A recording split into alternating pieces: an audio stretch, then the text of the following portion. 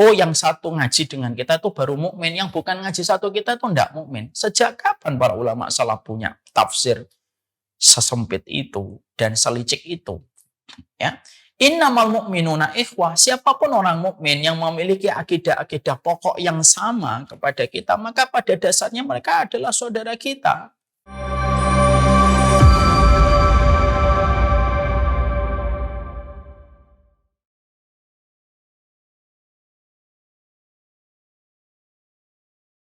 Bismillahirrahmanirrahim. Assalamualaikum warahmatullahi wabarakatuh. Innal hamdalillah wassalatu wassalamu ala Rasulillah wa ala alihi wa sahbihi wa man tabi'ahum bi ihsan ila yaumil qiyamah. Kepada saudara-saudara kami yang ada di Majelis Taklim Ar-Royan yang semoga Allah rahmati dan semoga Allah berkahi, kepada seluruh penuntut ilmu yang hari ini tersebar di berbagai macam tempat dan lokasi, yang semoga kita senantiasa terhubung hatinya dan semoga kita tidak menikmati narasi permusuhan dan pertikaian ketika kita menghadapi musuh besar yang hari ini sedang melumat saudara-saudara kita di Palestina. Palestina itu lembar pelajaran yang luar biasa dan Palestina itu lembar mata kuliah yang memberikan kepada kita banyak faedah. Pengajianmu dan pengajianku tidaklah bermusuhan karena musuh kita itu sama, adalah Zionis. Kita tentunya sangat berlindung diri dari penyakit hati orang-orang yang rusak hatinya ketika masalah Palestina sedang terjadi, tapi justru menambah barisan musuh di antara orang yang beriman. Semoga dengan kejadian yang ada di Palestina semakin menyadarkan kita bahwasanya persaudaraan kita adalah fokus bagaimana musuh kita itu satu, yaitu adalah Zionis laknatullah alaihim yang sedang memerangi saudara kita di Palestina. Inilah yang menjadikan kita selalu terhubung antara satu hati dengan hati yang lainnya. Dan supaya iman itu menjadi mahar yang indah di antara kita. Dan kita selalu menghadirkan 1001 alasan yang bisa menjadikan kita saling bersaudara walaupun setan menyodorkan kepada kita 999 alasan untuk berpisah dan bermusuhan. Sedih sekali saya kalau kita dalam kondisi yang semacam ini masih mencari musuh. Ada yang masih hobinya menghujat orang, ada yang hobinya menghancurkan kehormatan orang, ada hobinya yang meruncingkan perbedaan-perbedaan dan menikmati permusuhan yang semacam itu. Ada orang-orang yang mereka mengaku dirinya sunnah, tapi dengan begitu gampang dia menjatuhkan kehormatan orang, dia menyuarakan sesuatu yang kontraproduktif bagi apa yang sedang dihadapi saudara-saudara mereka di Palestina, itu sesuatu yang membuat kita sadar. Ternyata memang setan itu ada di sekitar manapun yang selalu membuat kita mencari permusuhan walaupun kita sudah diberikan pelajaran oleh Allah dengan satu pelajaran besar. Zionis itu adalah musuh kita yang sedang membunuh dan menyakiti saudara-saudara kita di Palestina. Semoga Allah senantiasa menjadikan hati kita bersaudara. Kalaupun kita menjumpai satu dua perbedaan dalam masalah ijtihad, dalam masalah fikih yang kita melihatnya dari sudut pandang yang berbeda, sudahlah, jangan nyikapin saudara kita dengan pertikaian dan permusuhan sebagaimana menyikapi kekafiran dan kesyirikan dengan saudara kita. Hari ini banyak orang yang menyikapi masalah-masalah yang sifatnya ijtihadiyah itu menyikapinya kayak menyikapi masalah kekafiran dan kesyirikan. Dan itulah musibah yang ada pada kehidupan hari ini.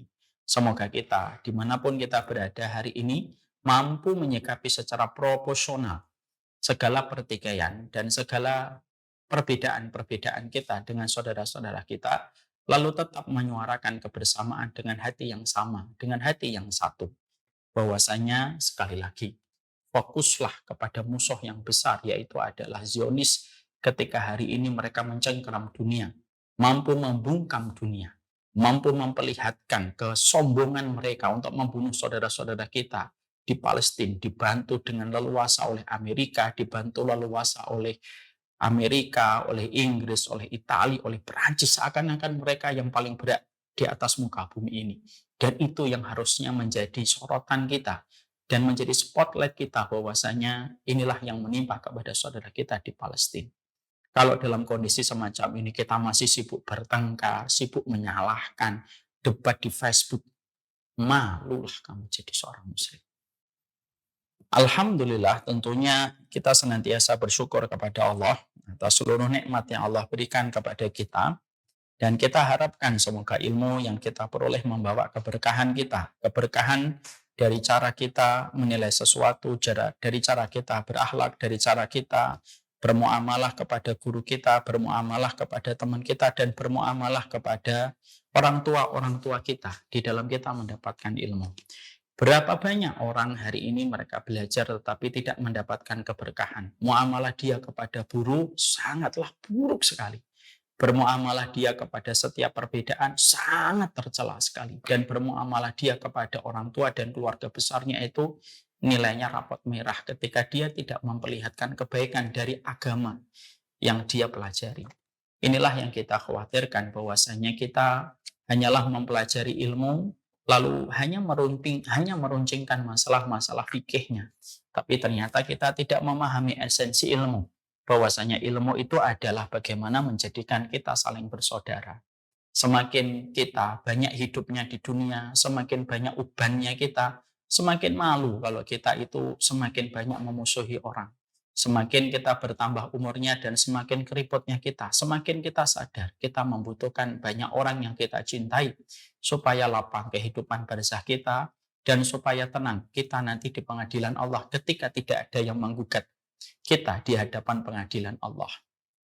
Sekali lagi, semoga ilmu yang kita pelajari membawa keberkahan dari seluruh akhlak kita dan attitude kita sebagai seorang penuntut ilmu. Kepada Allah kita bersyukur dan kepada Allah kita menggantungkan segala urusan kehidupan kita. Kita tentunya paham bahwasanya salah satu goal besar pada kehidupan kita, salah satu goal besar dalam kehidupan kita adalah bagaimana kita itu dapat dicintai oleh Allah. Siapapun mereka yang telah menemukan goals-nya pada kehidupan itu akan tenang. Karena mencari Allah itu menenangkan. Ketika seseorang manusia belum menemukan goals ataupun tujuan pada hidupnya, maka dia akan kebingungan. Dia akan terus mencari kepuasan demi kepuasan kalau dia tidak mengerti goals dia pada kehidupan itu simpel dan sederhana. Cari ridhonya Allah.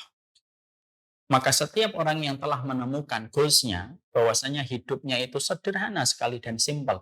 Bagaimana pada kehidupan yang Allah berikan jatahnya pada kehidupan kita. Goals-nya itu adalah kita diridhoi sama Allah, dirahmati sama Allah.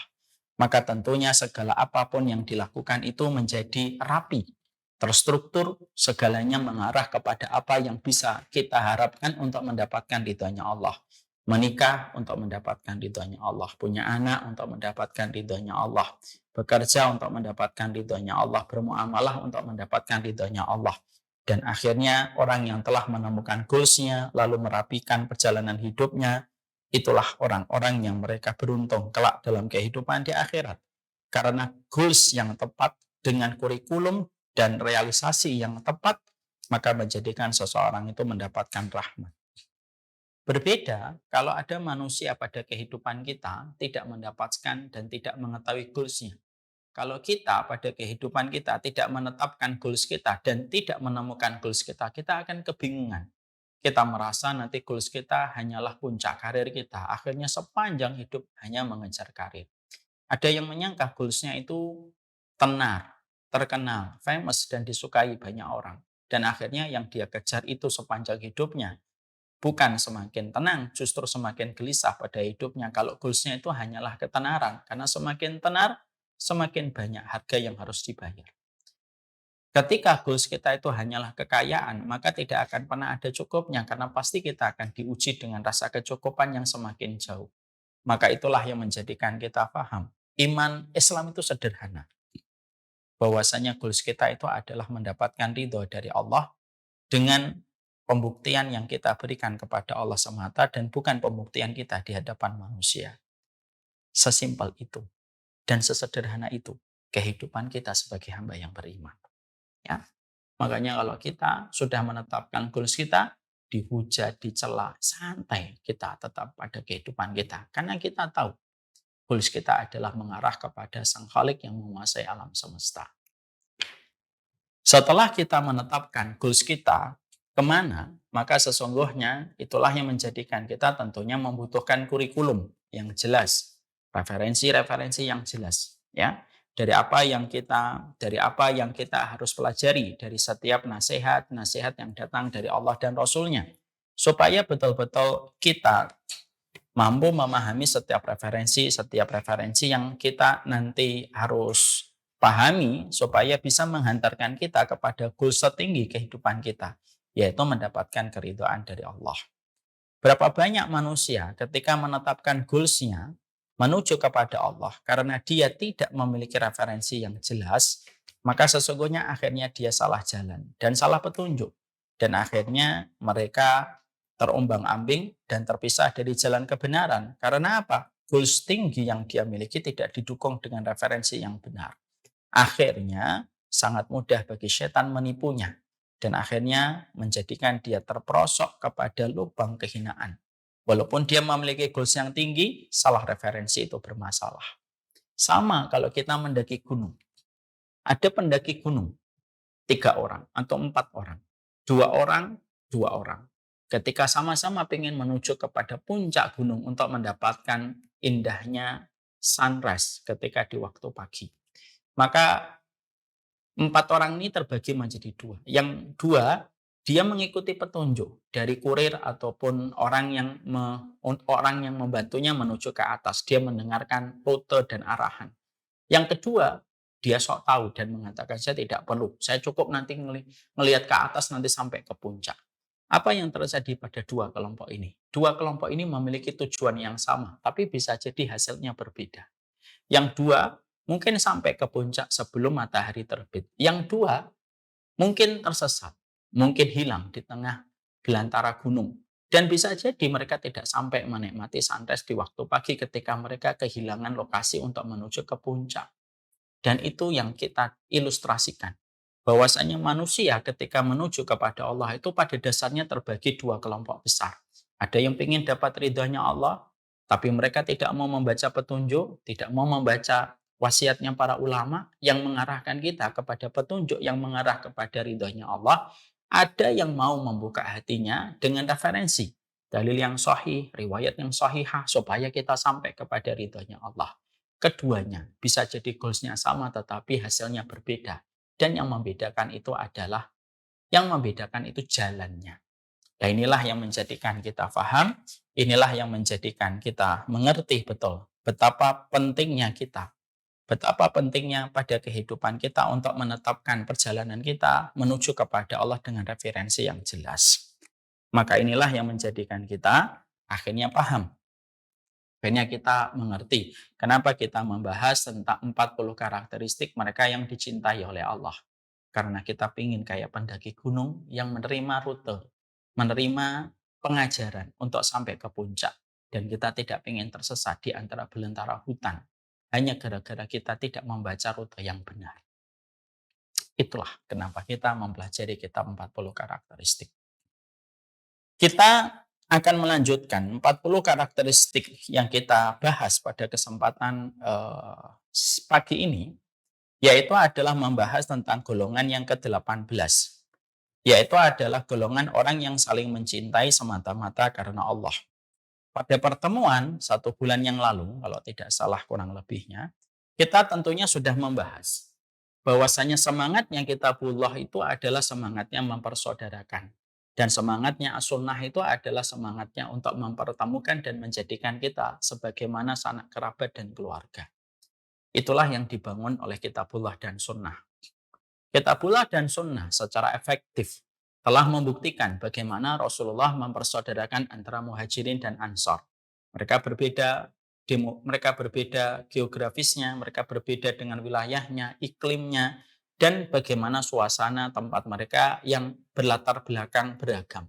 Makkah itu merupakan latar belakang masyarakat pedagang di mana mereka banyak sekali mendapatkan tamu dari luar wilayah Makkah, berbeda dengan kota Madinah. Maka mayoritas penduduknya adalah petani dan sesungguhnya mereka tidak banyak kedatangan tamu dari luar wilayah mereka.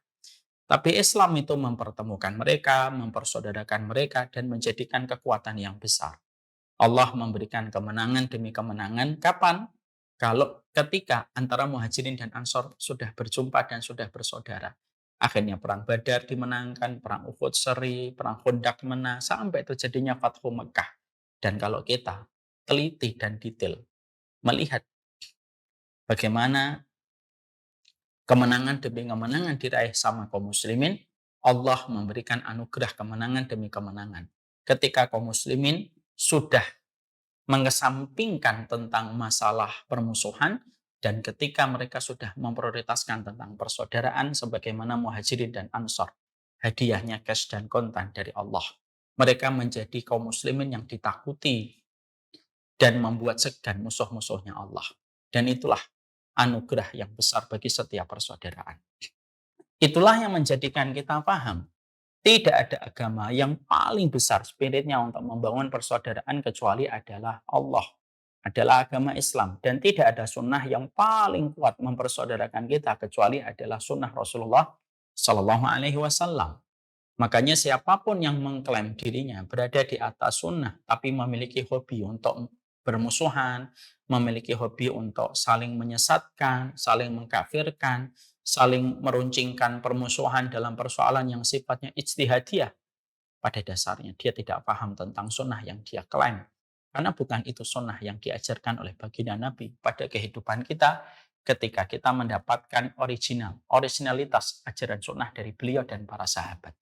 Makanya kita mendapati Muhammadur Rasulullah waladina ma'ahu asyidda walal kufar ruhama'u bainahum. Makanya Allah menyampaikan di ayat yang terakhir pada surat Al-Fatah, Muhammad Rasulullah dan orang yang bersamanya keras kepada orang kafir yang memusuhi Allah, tetapi mereka rahmat dan penuh kasih sayang kepada orang yang beriman. Karena pada dasarnya sunnah ini mempersaudarakan di antara kita. Makanya akhirnya kita menjumpai pula korelasi pada pembahasan ini. Bahwasanya akhirnya kita paham, orang yang saling mencintai ketika mereka saling mengupayakan kebersamaan dan persaudaraan, ketika mereka saling mencintai karena Allah, menepis permusuhan, menepis pertikaian di antara sesama mukmin, lalu mereka saling mencintai orang yang beriman karena Allah, maka mereka mendapatkan salah satu jatah pahala yang besar. Jatah pahala itu adalah mereka dicintai oleh Allah. Karena salah satu jalan pintas untuk mendapatkan pahala di sisi Allah, mencintai orang yang beriman semata-mata karena Allah. Ya. Nah, itulah yang menjadikan kita kemarin membahas dulu. Setelah kita memahami bahwasanya sunnah yang kita imani, lalu menjadi komitmen dan kewajiban kita untuk mengikuti sunnah pada perjalanan hidup kita, bahwasanya kita adalah dipersaudarakan oleh aturan kitabullah dan sunnah. Nah, itulah yang menjadikan kita pada pembahasan 1 bulan yang lalu kita bahas apa perkara yang menjadi hama, apa perkara yang menjadi virus, yang merusak nilai yang agung pada persaudaraan ketika kita diperintahkan saling mencintai karena Allah. Sebabnya apa sih kok permusuhan itu sekarang subur di mana-mana? Ya.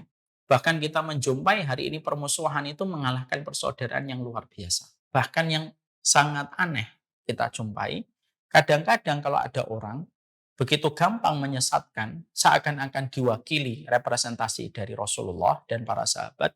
Kalau ada orang yang mengajak bersaudara, seakan-akan representasi dari setan dan para pengikutnya. Seakan-akan wacananya sudah terbolak-balik. Maka inilah yang menjadikan kita akhirnya paham. Apa sih yang menjadikan akhirnya kita paham dulu? Hamanya itu apa? Mengetahui keburukan itu penting supaya kita mampu menjaga diri kita dari perkara-perkara keburukan itu. Limtu syarra la lisyarri walakin litawaqih. Sebagaimana di dalam kaidah syair.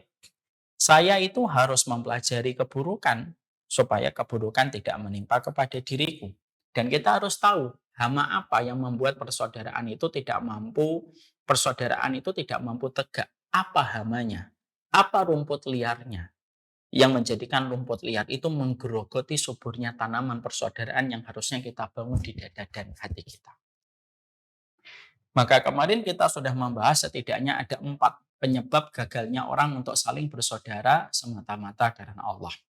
Yang pertama yaitu adalah fanatisme kelompok yang kita baca di dalam surat Al-Baqarah 89. Ya. Kalau orang sudah dalam fanatisme kelompoknya, lalu menstandarkan kebenaran versi kelompoknya, kebenaran versi golongannya, kebenaran versi ustadz-ustadznya, maka sesungguhnya susah untuk bersaudara. Kenapa? Tidak ada yang bisa mempersaudarakan kalau fanatisme sudah tumbuh subur pada hati manusia dan para penuntut ilmu. Itu kata para ulama. Ya.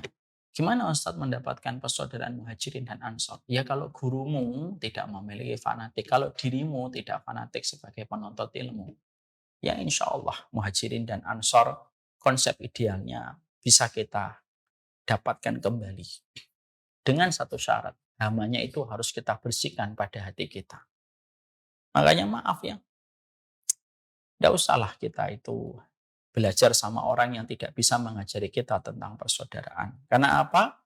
Karena virus keburukan itu bisa menimpa kepada kita kalau kita tidak waspada.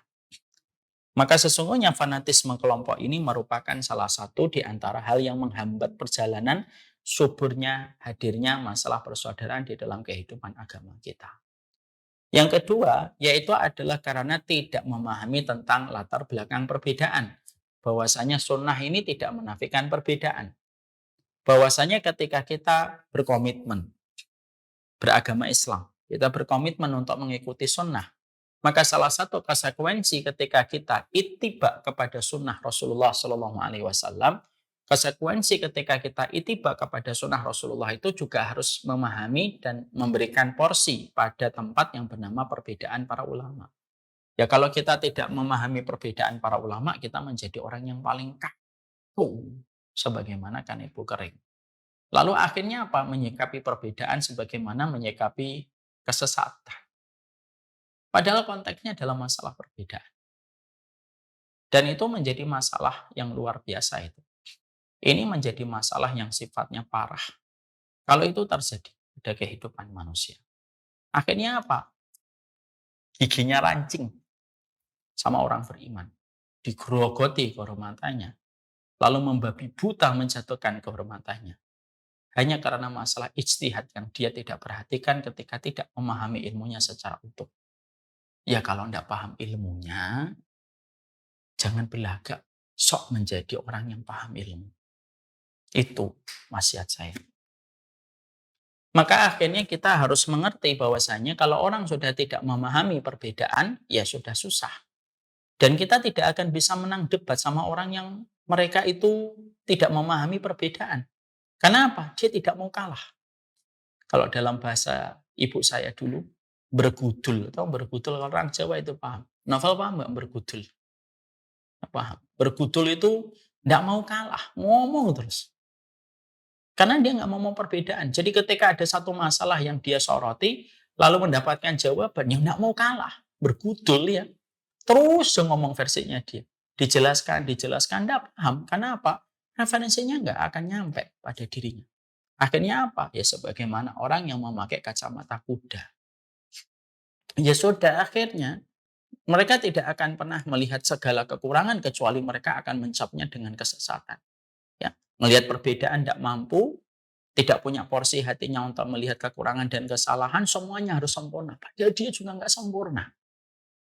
Seperti konteksnya kita hari ini mendapati ada orang ngomongin Hamas gitu. Ketika mereka sedang berjuang, kalau ngomong tuh tahu tempat gitu, tahu kondisi gitu. Jangan kayak anak-anak. Anak-anak itu kalau ngomong tuh nggak tahu tempat. Jam 1 malam kadang-kadang bangun minta sesuatu. Kamu kan bukan anak-anak. Apalagi kalau kamu belajar agama, apalagi kalau kamu jenggotnya panjang. Pahamlah, ngomong sesuatu itu ada waktunya. Ketika saudara-saudara kita sedang menghadapi masalah berat dan mereka sedang berjuang dan berjibaku tentang apa yang sedang mereka perjuangkan, jangan ikut-ikutan bicara tentang sesuatu yang sifatnya itu masih bisa diundur dan kapan kita mengucapkannya. Contoh tentang masalah Hamas. Kita harus paham, ada sebagian kecil orang, segelintir orang yang ketika ngomongin Hamas itu dari sudut pandang kebencian gitu. Dan tidak melihat sama sekali perjuangan mereka ketika mewakili kita mempertahankan wilayah yang Allah cintai. Sudah kamu tidak berjuang, sudah kamu di tempat yang jauh, sudah gitu komentarnya itu komentar sumbing. Sombang. Saya kalau boleh nanya, hatimu tuh terbuat dari apa sih? Ya. Ada saudara-saudara yang, bukan saudara, ada orang-orang yang mereka itu ngomong tentang saudara-saudara kita di Palestina itu dengan suara yang negatif ketika mengomentari tentang masalah Hamas. Dikulitin itu masalah Hamas gitu. Seakan-akan tidak ada kebaikan sama sekali yang dilakukan oleh Hamas gitu. Lalu menyalahkan ketika mereka mengadakan perang pada tanggal 7 Oktober. Kita harus paham ya. Coba dicek dulu kenapa Hamas itu melakukan serangan pada tanggal 7 Oktober. Di situ kita mendapati ada salah satu sumber berita yang dipercaya yang mengatakan bahwasanya sebenarnya itu peristiwanya cukup panjang, tidak terjadi pada tanggal 7-nya. Jadi sebelum tanggal 7, maka sesungguhnya orang Yahudi, Zionis, Israel, laknatullah alaihi, mereka itu memiliki perayaan yang sudah mereka adakan secara besar-besaran 13 hari. Yang ini tidak terpublish di media. Mereka masuk ke Masjidil Aqsa, orang muslimnya diusir, ditutup, lalu mereka mengadakan perayaan-perayaan, salah satunya nafkhul buk, yaitu meniupkan trompet dari tanduknya binatang. Itu biasanya ditiupkan oleh orang Israel anatullah alaihim ketika mereka merasa mengklaim sudah menguasai satu wilayah. Dan itu ditiupkan di Masjidil Aqsa. Mereka masuk ratusan. Dan mereka akan merayakan puncaknya perayaan mereka tanggal 8 Oktober. Menjadi tanda dimulainya pembangunan Haikal Sulaiman. Dan itu terjadi pada waktu di bulan Oktober. Makanya akhirnya Hamas ketika sudah memberikan warning, sudah memberikan message dan pesan supaya kesucian Masjidil Aqsa itu dijaga, tetapi tidak digubris sama pihak Zionis Israel laknatullah alaihim. Dan itu sudah ditunggu berhari-hari tidak ada respon dari pihak Zionis Israel. Maka itulah yang dilakukan pada tanggal 7 Oktober tersebut.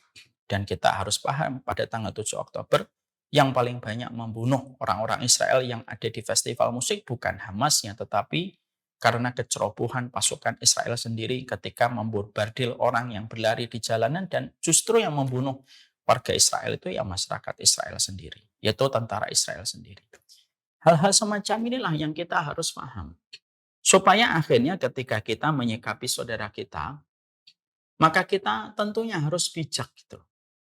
Supaya akhirnya kita bijak di dalam menyikapi saudara kita, supaya jangan sampai orang muslim tidak selamat dari lisan saya dan lisan kamu, tapi orang Yahudi malah selamat dari lisan saya dan lisan kamu. Itu tidak boleh. Kalau kayak gitu, apa bedanya dengan kalangan Khawarij? Orang Khawarij itu ditanya oleh Nabi, gimana sifatnya orang Khawarij ya Rasulullah? Yaqtuluna ahlal qiblah wa yad'una ahlal awsan. Orang Khawarij itu adalah mereka terus membiarkan penyembah berhala yang terus membunuh dan memusuhi kaum muslimin, tapi ironisnya mereka justru memerangi kaum muslimin dengan lisan mereka, dengan sikap mereka. Nauzubillah. Yang ketiga yang menjadikan akhirnya kita memahami susahnya menegakkan persaudaraan tumbuh subur di hati dan dada sebagian besar kaum muslimin karena ada yang tersusupi dengan virus khawarij yang gampang menyesatkan dan gampang mengkafirkan. Dan yang keempat tentunya karena mereka memaksumkan kelompoknya dan menganggap kelompoknya tidak ada kesalahan. Itu sudah kita bahas panjang lebar. Sekarang mari kita bahas. Bagaimana sekarang ketika kita akhirnya saling mencintai karena Allah? Ketika kita memahami bahwasanya saling mencintai karena Allah itu adalah sebuah perkara yang besar, tentunya yang penting kita harus paham mencintai karena Allah itu ada sebuah komitmen, ada sebuah kewajiban, dan tentunya ada sebuah konsekuensi yang harus kita berikan. Karena apa? Mencintai seseorang, mencintai kaum muslimin karena Allah itu bukan amalan dohir tetapi amalan hati. Amalan tersembunyi di dalam dada seseorang. Dan amalan itu besar sekali. Dampaknya pada kehidupan kita dan posisi kita di hadapan Allah. Makanya saya pernah menyampaikan satu materi ya, yaitu shortcut to jannah. Jalan pintas ke surga itu salah satunya mencintai orang yang beriman. Ya, makanya kalau seseorang sudah semakin tua, umurnya sudah 40 tahun, sudah 50 tahun, ayolah kita bangun. Sikap hidup kita itu simpel dan sederhana. Memperbanyak teman dan bukan memperbanyak musuh di antara barisan orang yang beriman kepada Allah dan Rasul-Nya. Itu yang kita harus bangun. Ya. Jadi inilah yang menjadikan kita paham. Kenapa? sikap hidup kita, kalau kita sudah melewati angka 40 tahun, gitu semakin tua, ya sudahlah jangan memperbanyak musuh. Lapang-lapanglah hatinya pada urusan kita dan datangkanlah keselamatan urusan kaum muslimin pada hati kita. Karena apa? Karena kita mendekati lubang kubur dan memperbanyak musuh itu merugikan kita dan merugikan kita pada kematian kita dan menyusahkan kita nanti di pengadilan Allah ketika kita banyak memusuhi orang. Lah itulah yang menjadikan kita memahami betul gitu. Ini harus menjadi sebuah sikap hidup. Ini terpenting. Sebelum kita bahas tentang apa kewajibannya, komitmennya, dan konsekuensi apa yang harus kita berikan, maka kita harus menyadarkan bahwasanya sikap hidup kita dalam kehidupan mencari ilmu, dalam kehidupan bertetangga, sikap hidup kita itu simpel. Carilah sebanyak-banyaknya teman dan sahabat yang bisa membantu kita dalam kehidupan, mendoakan kita dalam kematian kita, dan tidak menjadi musuh kita nanti di pengadilan Allah. Ini harus menjadi sikap hidup, karena sikap hidup itu pilihan kita. Ada orang yang mereka itu sikap hidupnya ketika menjalani kehidupan, mereka tidak memiliki sikap hidup untuk bersaudara. Sehingga akhirnya segala sesuatu dipermasalahkan, segala sesuatu itu dijadikan pertikaian. Kalau kita tidak memiliki sikap hidup, komitmen kita untuk memiliki sikap hati untuk saling mencintai karena Allah dan kita memiliki sikap hidup untuk memperbanyak saudara kita, maka kalau kita tidak memiliki sikap hidup semacam itu, saya khawatir sekali. Kita itu akan menjadi orang yang gampang untuk mempersoalkan masalah kecil ketika kita tidak pernah melewati seleksi pada pilihan sikap hidup kita untuk senantiasa menambah saudara. Sering ya kita jumpai orang semakin tua itu semakin malah berantakan ketika banyak musuhin orang. Banyak nggak kita jumpai ada orang tua, sudah mulai batuk-batuk, jalan sudah mulai gemetar, tapi ternyata Masya Allah, sikapnya itu malah justru menikmati pertikaian dengan sesama saudara muslim. Na'udzubillahi min dzalik, ya Allah, semoga saya tidak musyrik. Maka inilah yang menjadikan kita, sikap hidup kita itu harus kita mulai. Saya harus memperbanyak saudara saya dari kalangan kaum muslimin. Walaupun saudara-saudara saya dari kalangan kaum muslimin bukan berarti mereka semuanya harus sama dengan saya dalam setiap hal. Karena terkadang kita menjumpai perbedaan. Ya iyalah, tidak usah saudara-saudara kita di luar rumah. Wong sama istri kita, sama suami kita aja kita pasti menjumpai perbedaan-perbedaan. Kita itu pasti menjumpai perbedaan-perbedaan di dalam kehidupan rumah tangga kita. Padahal bersama dengan istri kita yang menikah sudah 10 tahun, 20 tahun saja kita masih menemukan perbedaan. Padahal kita berangkat dari tempat tidur yang sama, bangun dari tempat tidur yang sama, memakai kamar mandi yang sama, dan kita melepaskan sebagian pakaian kita di depan orang itu pun tidak memadamkan perbedaan antara kita dengan dirinya. Lu apalagi dengan orang di luar. Makanya akhirnya Pak lebih bijak ketika melihat perbedaan. Kenapa? Sikap hidup saya itu mencintai orang yang beriman. Sikap hidup saya itu tidak memperturutkan emosi. Dan sikap hidup saya itu tidak memperturutkan bahwasanya saya harus didengar dan pendapat saya paling benar. Itu bukan sikap hidup orang yang beriman. Makanya sikap hidup itu harus dimiliki. Makanya akhirnya dalam hadis riwayat Anas bin Malik, nah tentunya sudah sering ibu-ibu mendengarkan, maka pada keterangan Anas bin Malik radhiyallahu anhu pernah diceritakan tentang seorang laki-laki Badui, seorang laki-laki Ansor yang membawa sandal dengan tangan kirinya dan diberitahukan oleh Rasulullah ketika Nabi mengatakan inilah penduduk surga, dan Rasulullah mengabarkan berulang-ulang hingga 3 kali. Rasulullah mengabarkan hingga berkali-kali, mengabarkan 3 kali bahwasanya dia adalah seorang penduduk surga dan dikabarkan 3 kali. Sampai akhirnya ketika dikabarkan hingga 3 kali bahwasanya penduduk Ansor itu adalah penduduk surga, sampai akhirnya terungkap apa amalan penduduk Ansor ini sampai Nabi mendeklarasikan dan memproklamirkan bahwasanya dia penduduk surga itu hingga 3 kali berturut-turut ketika mengabarkan itu. Ternyata laki-laki Ansor ini Masya Allah sikap hidupnya itu luar biasa. Ibadahnya biasa, malamnya tidak sholat tahajud, kehidupan siang dan paginya, kehidupan pagi, siang dan sorenya biasa kayak yang lain. Tapi kenapa kok mendapatkan tiket ke surga sampai Nabi memberitahukan 3 kali? Ternyata sikap hatinya itu adalah tidaklah dia tidur kecuali memaafkan, dia tidak pernah berniat mendolimi, dia ingin mencintai orang yang beriman dengan cara dia memaafkan. Maka Masya Allah, sikap hatinya untuk terus berkomitmen bersaudara, memaafkan kesalahan, memaafkan kedoliman yang dilakukan orang kepadanya, itu yang menjadikan Allah memberikan kepadanya surga dan sampai nabinya memberitahukan berulang-ulang hingga 3 kali. Karena bersihnya hati dia kepada orang yang beriman. Lah inilah yang menjadikan kita akhirnya paham. Inilah yang menjadikan kita mengerti. Kita harus mulai dengan sebuah sikap hidup. Jadi sikap hidup kita itu apa sih sebenarnya dalam hidup kita? Cari musuh atau cari teman? Ini penting ya, karena terkadang pada kehidupan kita yang terus berjalan, kita itu tidak sadar bahwasanya kita belum memilih sikap hidup kita itu apa gitu. Saya dan keluarga saya selalu saya sampaikan, bahkan kepada anak-anak kami pun saya sampaikan, sikap hidup kita tidak nyari musuh ya nak. Tapi kalau ada orang yang memusuhi kita, ya kita sampaikan. Apa yang dia permasalahkan, ya kita jawab. Tapi kita tidak pernah nyari musuh. Saya bilang begitu. Ini sikap hati supaya anak saya itu bertumbuh kembang dalam suasana cinta dan tidak dalam suasana saling membenci. Ya, walaupun dia tetap kita ajari pendapat-pendapat yang paling kuat. Contoh simpel, maaf ya, maaf sekali saya cerita tentang masalah keluarga. Saya ajari anak-anak saya, ada Ja'far, ada Basam. Saya ceritain kalau sholat subuh.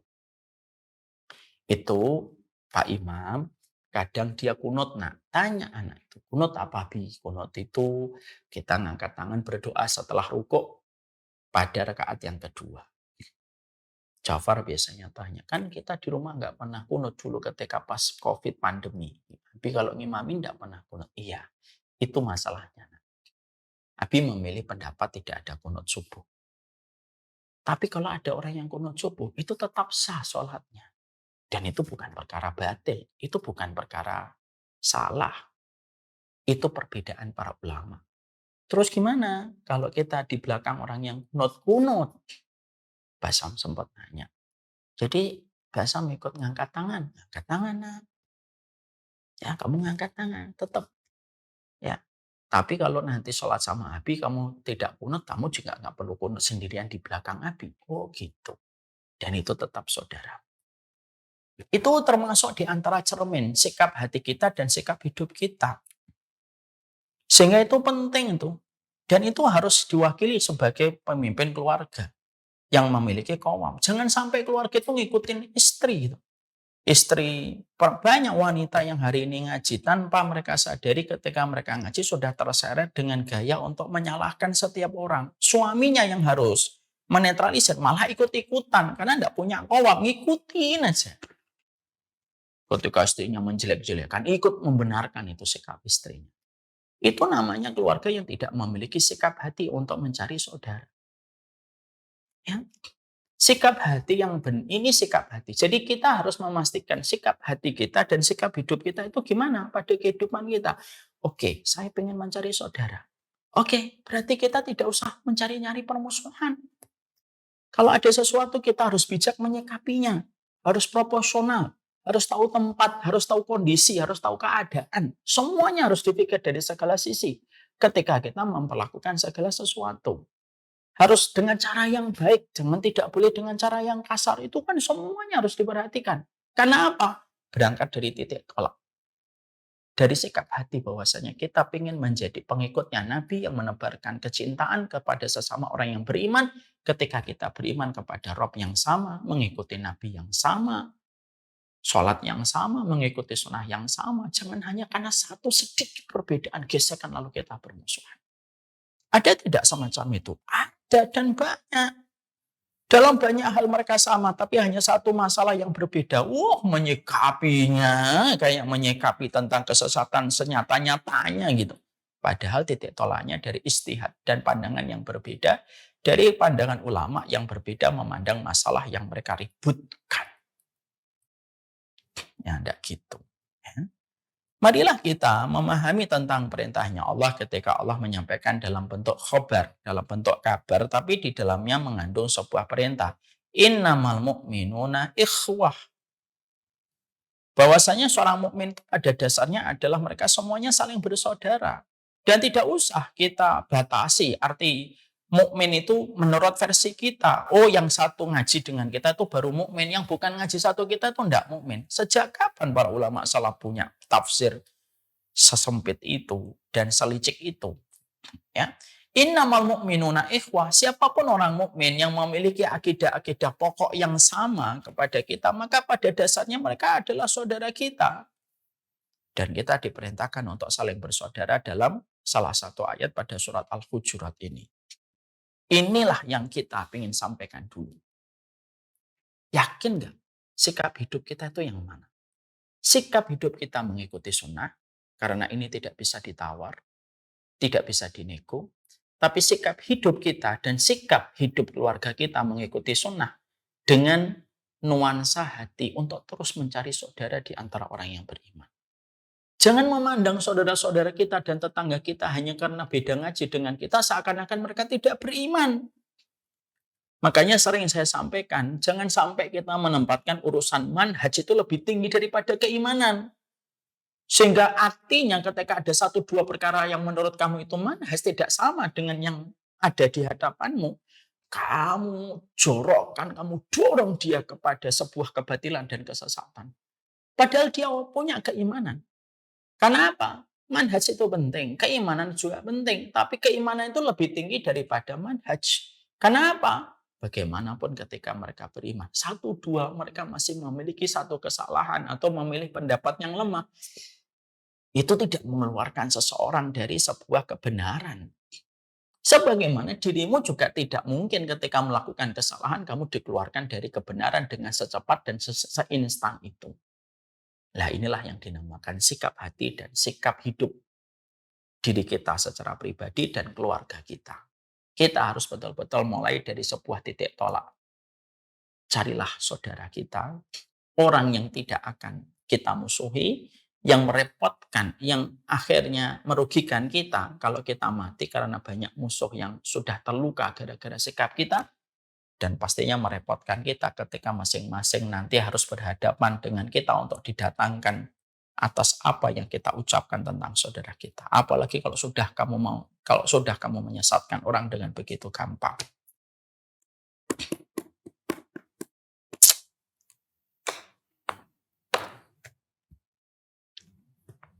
Bapak dan Ibu sadar tidak? Pasal ITE itu salah satu pasal yang paling raris setelah disahkan oleh konstitusi undang-undang. Pasal itu banyak sekali meminta korban. Orang yang akhirnya dijebloskan ke penjara. Pasal ITE itu. Pasal ITE ketika telah menjadi sebuah pasal yang disahkan secara resmi oleh konstitusi dan akhirnya meminta banyak korban. Maka sebelum masing-masing pihak yang bersalah ketika dijebloskan ke penjara, mereka itu menghadapi rangkaian proses yang panjang. Dari penyelidikan, dari masalah pemeriksaan, dari saksi sampai akhirnya menjadi tersangka. Ketika seseorang sudah menjatuhkan orang lain di media publik. Seluruh majelis ta'lim Ar-Royan. Pernah nggak kita berpikir, kalau pasal ITE saja, orang yang terkena masalah dan yang diterapkan adalah undang-undang pasal ITE, itu kita semuanya sepakat melelahkan, meletihkan, melewati pemeriksaan satu persatu ketika seseorang itu sudah menjatuhkan nama seseorang di media umum, lalu orang itu tidak terima ketika dijatuhkan dan menggugat balik. Itu baru di pengadilan manusia.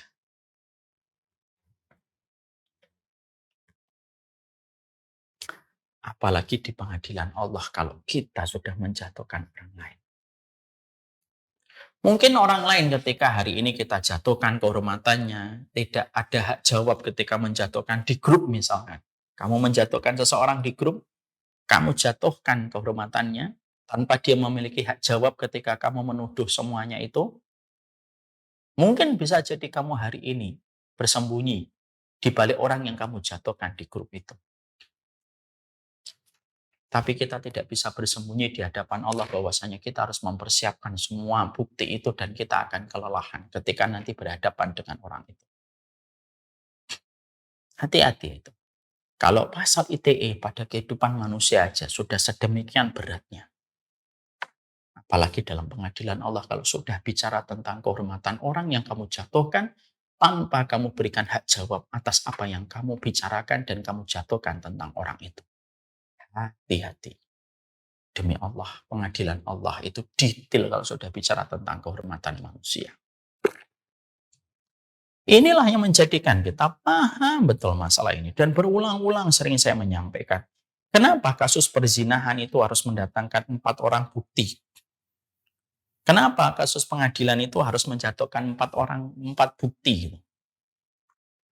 Karena sesungguhnya kalau sudah berkaitan tentang kehormatan orang itu tidak segampang-gampang kita menjatuhkan kehormatannya. Makanya mendatangkan 4 orang saksi. Dan maaf, yang menuduh yang membuktikan. Bukan yang dituduh yang membuktikan. Ini kan sekarang ada orang-orang yang tidak punya ilmu, bodoh.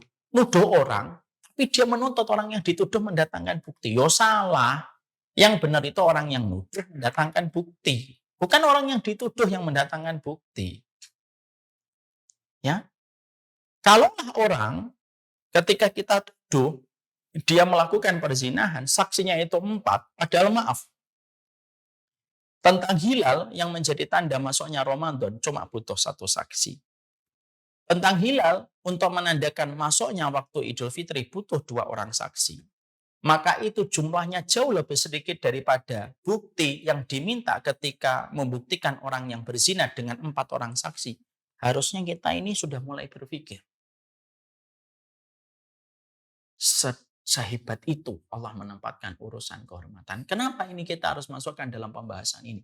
Karena persaudaraan itu tidak akan pernah tercapai kalau kita masih menganggap murah kehormatan orang lain. Susah bicara tentang masalah persaudaraan. Mencintai karena Allah, tapi kamu menjatuhkan kehormatannya. Itu omong kosong. Kalau ada orang ngomong, saya mencintai antum karena Allah. Tapi setelah itu kamu jatuhkan kehormatan. Bohong itu namanya. Itu yang kita harus paham dan harus kita mengerti dengan baik. Supaya setiap orang itu memahami betul. Inilah yang harus kita lewati pada proses yang berikutnya. Setelah kita memahami hama, bahwasanya apa yang menyebabkan susahnya persaudaraan itu terwujud pada kehidupan manusia, maka proses berikutnya adalah memastikan sikap hidup kita itu apa. Apakah hidup kita adalah nyari musuh atau sikap hidup kita itu mencari saudara. Dan itu bukan hanya omongan, harusnya betul-betul dibuktikan dengan realisasi nyata pada kehidupan sehari-hari. Karena apa? Banyak orang bisa mengatakan, saya pengen nyari saudara, saya pengen mencintai orang beriman. Nah, itu kan omongan ketika dibalik status. Tapi kenyataan yang terjadi belum tentu membuktikan itu. Itulah dibutuhkan lisanul hal. Lisanul hal itu adalah lisan yang bicara berdasarkan kenyataan dan bukan lisan yang bicara berdasarkan lisan. Lisanul halnya harus benar.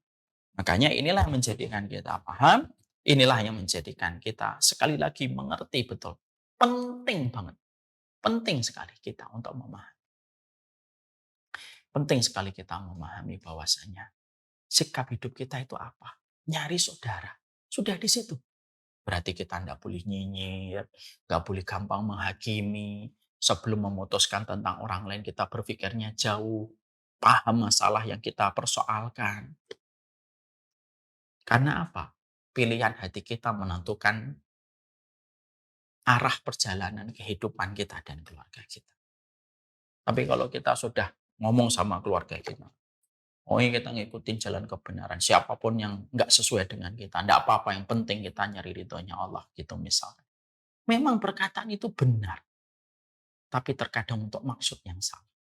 Emang yang lain tidak ingin mencari ridhonya Allah? Hanya kamu yang mencari ridhonya Allah? Kok seakan-akan orang yang siapapun yang nggak suka dengan kita, nggak apa-apa, yang penting kita cari ridhonya Allah. Emang yang lain nggak nyari ridhonya Allah? Hanya kamu doang yang nyari ridhonya Allah. Lalu ketika kamu mengklaim hanya kamu yang cari ridhonya Allah, kamu boleh melakukan apa saja? Ya gitu. Jangan kayak anak kecil kita dalam kehidupan berinteraksi. Sallallahu ala nabiyina Muhammad.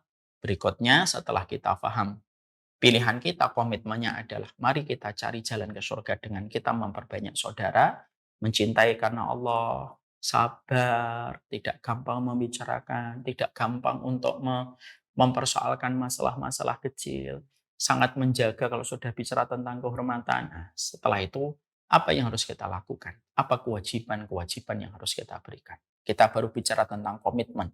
Apa kewajiban? Apa konsekuensinya? Insya Allah pada pertemuan selanjutnya.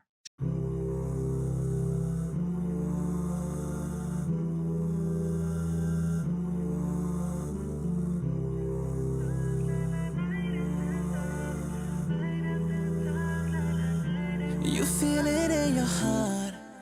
His love for you is unconditional. You knew it from the start. He's the one. This feeling is incredible. Oh yeah, yeah. Here's one thing I want you to know. Turn around, you just have to go. Don't give up, knowing you will grow. Life's a test and he will show you that there is light after dawn. Hey, yeah. That there is light after dawn. Hey, yeah. Light after dark, la la, light after dawn. Light after dark, la la, light after dawn. Light after dark, la la, light after dawn.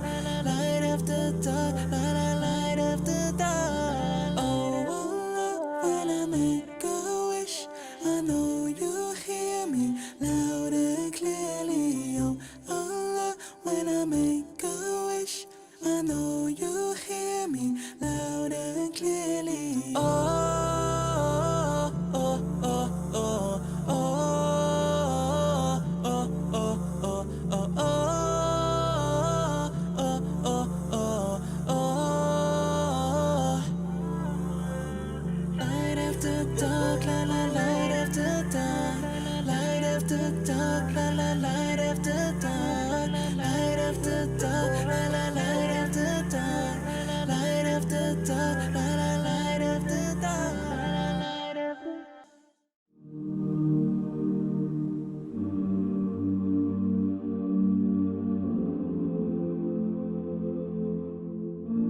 I've been holding for so long,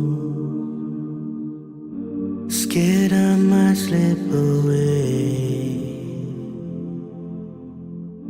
Sometimes I just feel so lost, but I know that I'll find my way.